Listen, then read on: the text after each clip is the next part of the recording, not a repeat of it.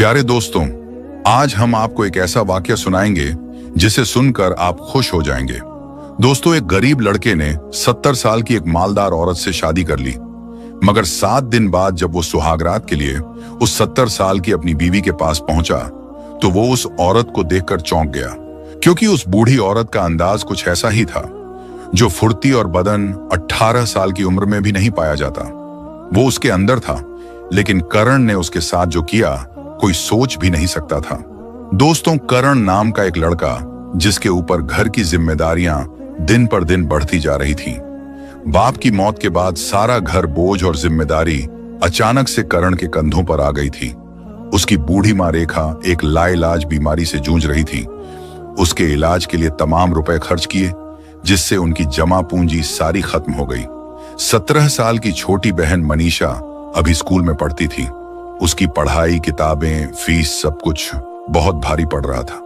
करण की उम्र महज 20 साल थी, मगर जिंदगी की मुसीबतों ने उसे वक्त से पहले ही बहुत जिम्मेदार बना दिया। दिन रात पढ़ाई और मेहनत के साथ छोटा मोटा काम करके किसी तरह घर चल रहा था। उसके चेहरे पर हर वक्त फिक्र की वजह से बदन कमजोर और आंखों के नीचे काले घेरे साफ साफ बता कर रहे थे कि वो अंदर से किस कदर टूट गया है। वक्त से पहले ही उसकी खुशियां, सपने और आजादी छिन गई थी। कर्ज खाहों की धमकियां रोज मिला करती थी। एक दिन वो एक चाय की दुकान पर गया जहां सस्ती चाय मिलती थी। करण सोचने लगा कि चाय पीकर चलूंगा। उसने जेब में हाथ डालकर पैसे निकाले और गिनने लगा। पैसे गिनते हुए अचानक उसकी नजर सामने खड़ी एक औरत पर पड़ी जो उसे बड़े गौर से देख रही थी।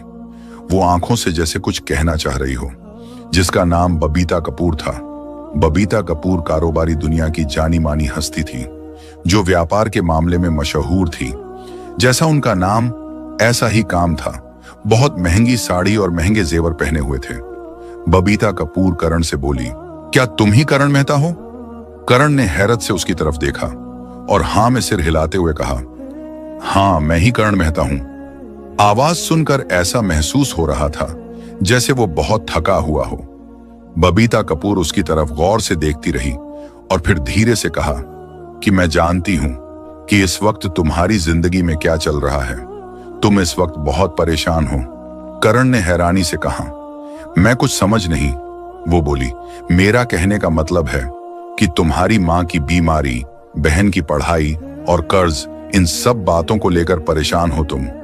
इतनी मेहनत करने के बावजूद भी सब कुछ वैसा ही है, कोई बदलाव नहीं है। यह सुनकर करण का दिल तेज तेज धड़कने लगा कि एक अजनबी औरत उसकी जिंदगी के बारे में इतना सब कुछ कैसे जानती है। उसने झिझकते हुए पूछा, आप कौन हो और इतना सब कुछ मेरे बारे में कैसे जानती हो? बबीता ने मुस्कुराकर कहा कि अगर तुम चाहते हो कि तुम्हारे दिन बदल जाए तो तुम मुझसे शादी कर लो। यह सुनकर करण के रोंगटे खड़े हो गए। करण ने कहा कि ये तुम कैसी बातें कर रही हो? बबीता ने दोबारा से साफ साफ से कहा कि मैं तुमसे शादी करना चाहती हूं। आखिर 70 साल की बूढ़ी औरत एक 20 साल के लड़के से शादी क्यों करना चाहती है? करण ने कहा, यह कैसा मजाक है? बबीता ने कहा, मजाक नहीं, तुम्हारे लिए एक ऑफर है। अगर कबूल कर लोगे तो तुम्हारी मां का इलाज कराऊंगी और तुम्हारी बहन को भी पढ़ाऊंगी और तुम्हारा सब कर्जा भी चुका दूंगी। इन सब की जिम्मेदारी मेरी। तुम्हें हर परेशानी से आजाद कर दूंगी। तुम्हारी जिंदगी बेहतरीन हो जाएगी। करण के दिमाग में कई सारे सवाल उठ रहे थे। उसने गहरी सांस ली और पूछा कि इसके बदले में मुझे क्या करना होगा? बबीता कपूर ने फौरन जवाब दिया कि इसके बदले में तुम्हें मुझसे शादी करनी होगी, जो लिखित रूप में होगी। शादी के बाद भी तुम्हारी आजादी पर कोई आंच नहीं आएगी। तुम अपनी जिंदगी अपने तरीके से जी सकते हो, लेकिन तुम्हें मेरी कुछ शर्त माननी होगी। बबीता कपूर की बातें सुनने में जितनी आसान लग रही थी, उन्हें मानना उतना ही मुश्किल था। वो उसकी बातों को सुनकर वहां से चला गया। बबीता कपूर भी अपनी महंगी गाड़ी में बैठकर चली गई। कुछ दिन तो गुजर गए, लेकिन वो अपने परिवार की हालत के सामने मजबूर हो गया और कर्ज वालों ने रात दिन का जीना हराम कर दिया था और सोचने लगा, अगर मैं उस अमीर दौलतमंद औरत की बात मान लूं तो मेरी मां की जान बच सकती है और मेरी बहन की जिंदगी भी संवर सकती है। वो बहुत बेबस होकर बबीता के पास पहुंचा और उसकी सारी शर्तें मानकर करण ने उससे शादी कर ली। कुछ गवाहों की मौजूदगी में जरूरी कागजों पर उन दोनों के दस्तखत हुए और दोनों की शादी सादगी से हो गई। पहली बार उसने किसी हवेली में कदम रखा था। उसके दिल में अजीब सी घबराहट हो रही थी। करण को यकीन नहीं हो रहा था कि उसकी शादी दुनिया की अमीर तरीन औरत से हो चुकी है। अब ये हवेली उसे ऐसी लग रही थी जैसे किसी राजा का महल हो। उसने हवेली के चारों तरफ देखा तो उसकी आंखें खुली की खुली रह गई। आलीशान फर्नीचर, ऊंची छतें, संगे मरमर के चमचमाते फर्श, दीवारों पर महंगी सजावट का सामान। जितनी आलीशान हवेली थी उसमें उतना ही चहल पहल थी। करण समझ गया था कि ये आम औरत नहीं है। वहां के नौकर चाकर भी बबीता के हर हुक्म का इंतजार कर रहे थे। बरसों पुराने नौकर भी बबीता के सामने अपनी नजरें नीचे झुकाए रहते थे।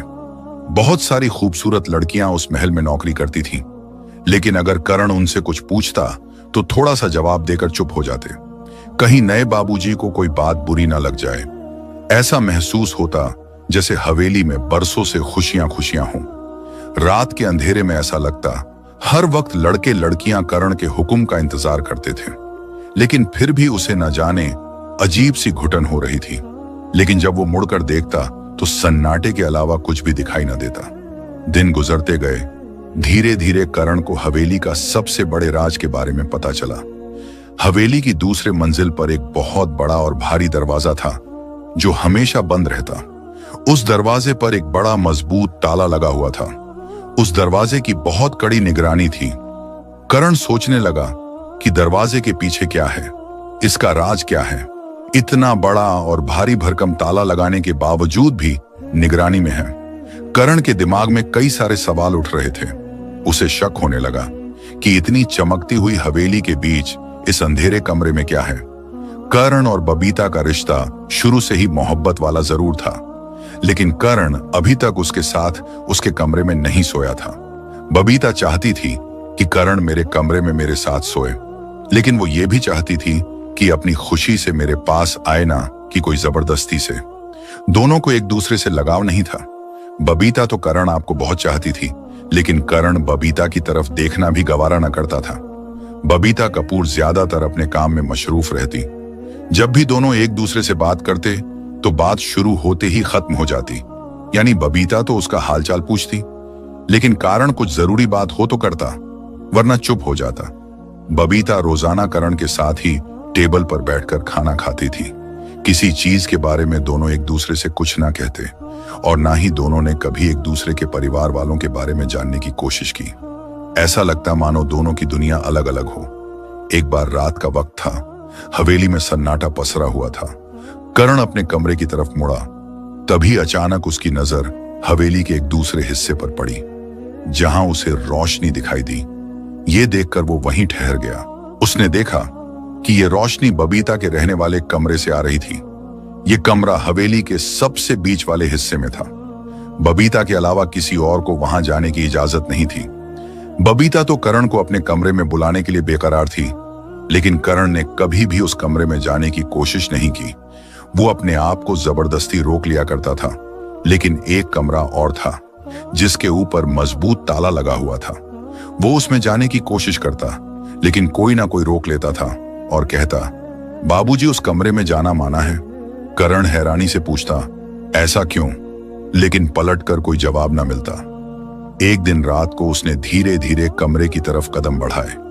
वो दरवाजे के पास पहुंचा और कान लगाकर सुना कि बबीता किसी से बात करती, और जिस अंदाज में वो बात कर रही थी उसे सुनकर करण का दिल जोर से धड़कने लगा।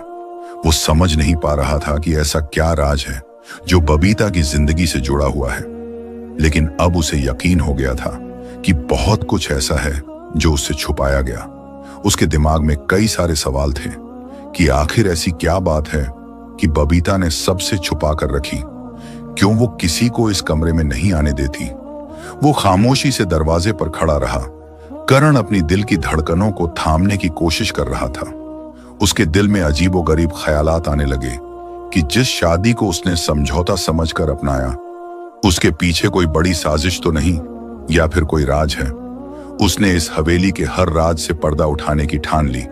करण ये सारी बातें सोचते हुए अपने कमरे में आ गया। उसने फैसला कर लिया कि चाहे कुछ भी हो जाए, आज वो उस कमरे में जाकर देखेगा कि आखिर बात क्या है। उसका शक अब जुनून में बदल गया। वो सोचने लगा कि आखिर उस कमरे में कैसे पहुंच जाए। बबीता हर वक्त उसकी तरफ देखती रहती और मुस्कुराती रहती। वो 70 साल की बुढ़िया औरत जरूर थी। वो हर दिन करण से एक नई आस और नई उम्मीद रखती।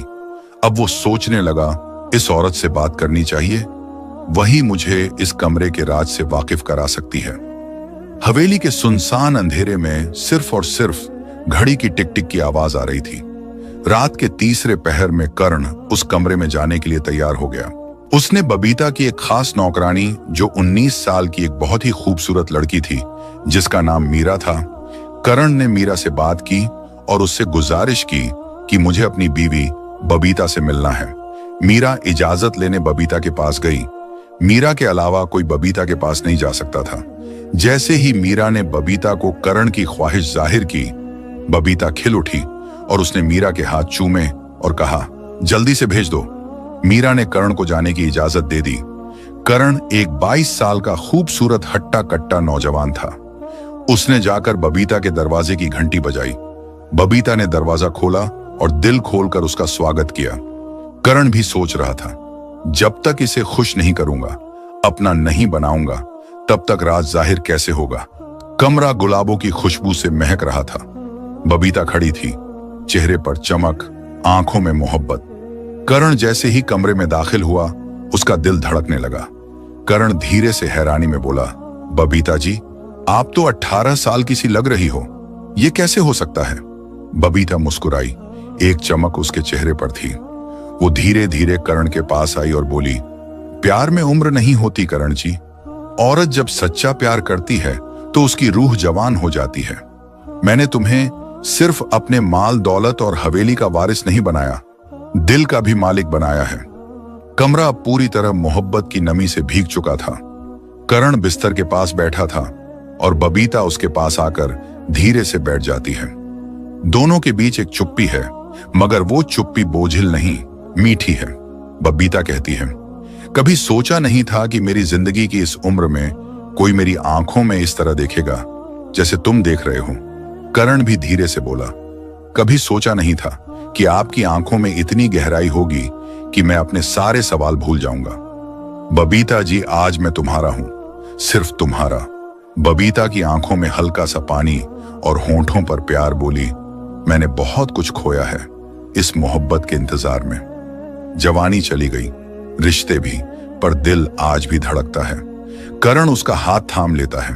दोनों की हथेलियों के बीच की गर्मी में एक नई शुरुआत की लौ जल उठती है। करण ने कहा, बबीता जी, मुझे माफ करना। मैं जानता हूं मैं पहले तुम्हारे करीब नहीं आया, लेकिन आज जब मैं तुम्हारे सामने हूं तो सब कुछ सच्चा लगता है। तुम बहुत अच्छी लगती हो। बबीता धीरे से उसके कंधे पर सिर रखती है और कहती है, औरत को जब उसका मर्द अपना कहता है तो वो उम्र से नहीं, सिर्फ उस लम्हे से बन जाती है। बस इसी लम्हे में रहो करण, और मैं तुम्हें वो प्यार दूंगी जो कभी किसी ने तुम्हें नहीं दिया होगा। करण उसकी आंखों में देखता है, फिर उसके माथे को चूमता है, एक लंबी सांस लेकर कहता है, आज मैं तुम्हारा हूं, बिना शर्त, बिना सवाल। बाहर बारिश होने लगती है। हवाओं में गुलाब की खुशबू फैलती है। रात गहराती जा रही थी, मगर कमरे में वक्त जैसे थम सा गया था।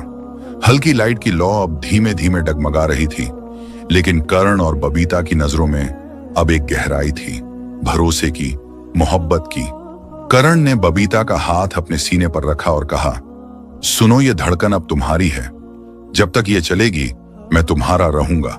बबीता की आंखों में चमक थी, और उस चमक में जवानी नहीं, एक सच्चे प्यार की रोशनी थी।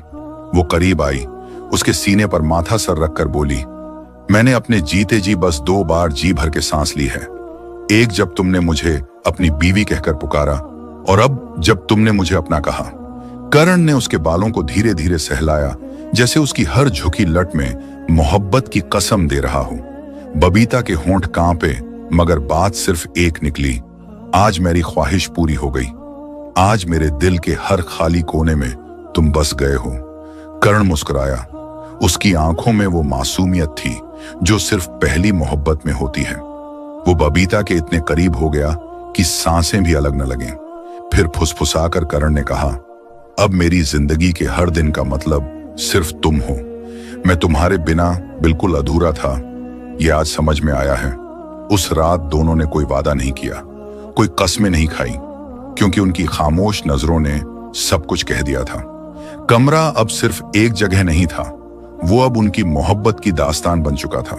बाहर हवाओं में एक अजीब सी मिठास घुल रही थी। करण को लगा वो तो बस रात जानने आया था, मोहब्बत तो अनजाने में ही हो गई। मगर मोहब्बत यहां एक तरफा नहीं थी, बबीता ने पहल कर दी। वो उसके करीब आई और उसके होंठों पर उंगली रख दी। अब कुछ मत कहो, बस महसूस करो। करण की आंखें हैरान थीं, जैसे वो 70 की नहीं, कोई 18 साल की पहलवान लड़की सामने हो। हर हरकत में जोश, उसके हर छूने में भूख, जैसे बरसों की भूखी हो। बबीता ने करण को अपनी बाहों में लिया, लेकिन नाजुक नहीं, पूरे जोर से। आज की रात मेरी है और तुम भी। करण को कुछ करने की जरूरत ही न रही, वो खुद ही इश्क में डूब चुकी थी। मोहब्बत का समंदर बबीता ने खुद ही लहराया और करण उसमें बहता चला गया। वो रात हवेली की सबसे जिंदा रात बन गई। सुहाग रात नहीं, एक तूफानी इश्क की दास्तान बन गई। सुबह हुई तो नौकरानियां भी कानाफूसी करने लगीं। आज तो मालकिन जवानी की मिसाल बन गई और अब मालिक जी भी प्यार में गुलाम हो गए। वो हर वक्त ये सोचता कि ना जाने उस कमरे में क्या होगा, कौन सा गहरा राज छुपा था। करण ने वहां पहुंचकर देखा कि आज दरवाजा आधा खुला था। ये देखकर उसका दिल जोर जोर से धड़कने लगा। करण ने हिम्मत दिखाई, दरवाजा खोलकर कमरे के अंदर कदम रखा। कमरे में हल्की रोशनी हो रही थी। कमरे में रखा सामान बहुत पुराना था।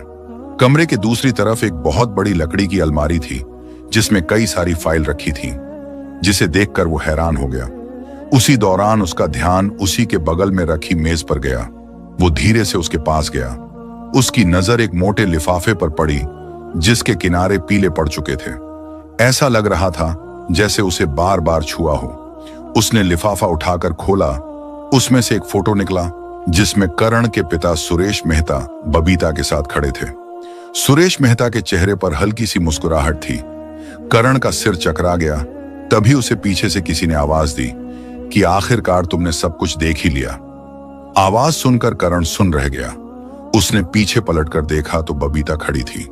बबीता खामोशी से खड़ी देख रही थी। उसकी आंखों में ना कोई डर और ना ही हैरानी थी, क्योंकि उसे पता था एक ना एक दिन ये पल जरूर आना था। करण ने फौरन कांपते हुए हाथों से फोटो पीछे छुपा लिया। उसके चेहरे का रंग बदल गया। उसने खुद को संभालते हुए कहा कि यह शादी एक सौदा नहीं, बल्कि एक बदला था। बबीता ने मुस्कुराकर कहा, तुम बहुत समझदार हो करण। मुझे नहीं पता था कि तुम इतनी जल्दी सच्चाई का पता लगा लोगे। करण ने गुस्से से आग बबूला होकर कहा, तुमने मेरा बेवकूफ बनाकर मेरी मजबूरी का फायदा उठाया।